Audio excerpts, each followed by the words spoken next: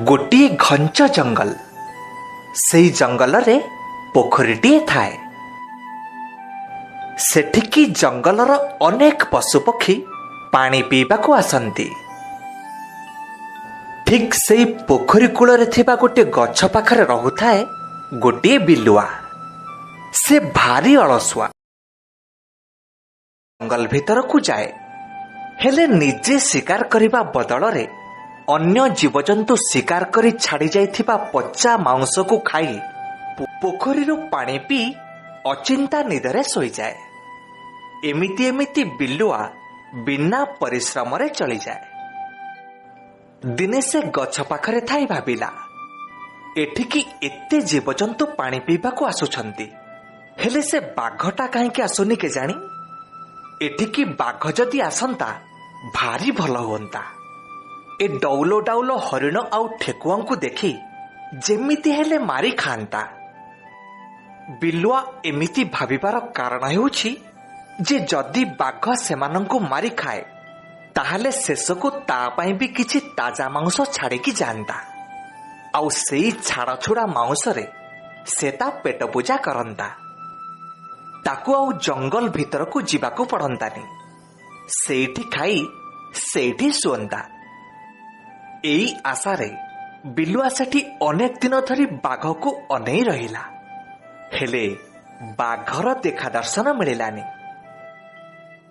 शेषरे बिलुआ बाघ को निमंत्रण करने को जंगल भीतर को गला।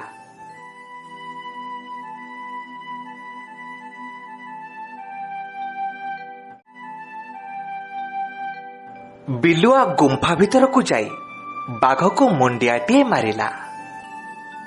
किरे बिलुआ तू आज याडे कुआडे? महाराज मु आपण को गोटे खुशी खबर दबा को आसीची। जदि आपण आज्ञा देबे ताहाले जाई कहबी। खुशी खबर? हाँ महाराज। हौ कह कौन खुशी खबर आनिचु कह? महाराज आपण बोधे जानी नाहंती ए जंगलर पूर्व पटरे गोटे पोखरी अछि। सेठिके सबुदिन बहुत जीवजंतु पानी पीवा को आसुचंती। जदि आपण सेठिकी जाआंती केटा दिन रे पूरा नाली पड़ी जिवे। आपण को आउ याडे साडे जीवा को पड़ंतानी। बिलुआ पाखरु एकथा सुनी बाघ मन खुश। से बिलुआ को कहिला, ठीक अछि ताहले तू मते से पोखरी पाखु को नै चल। हो महाराज चलंतु चलंतु।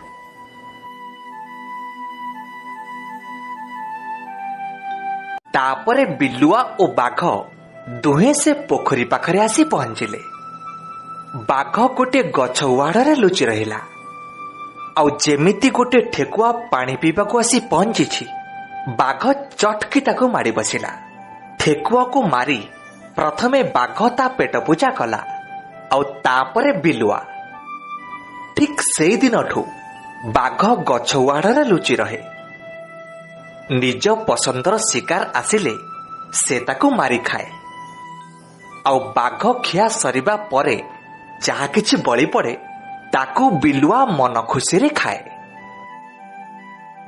एमिति एमिति किछि दिन चलिला। अनेक जीवजंतु से पोखरी को पानी पीवा को आसी बाघर शिकार हेले। धीरे धीरे ए कथा जंगल सारा व्यापी गला। फलरे आउ केही जीवजंतु से पोखरी को पानी पीवा को आसिलेनी। एपटे बाघ सबुदिन आसे, गछ पाखरे छकी बसे, हेले केही जीवजंतु आसंती नहीं। शेषरे भोक उपासरे संज को घर को फेरे।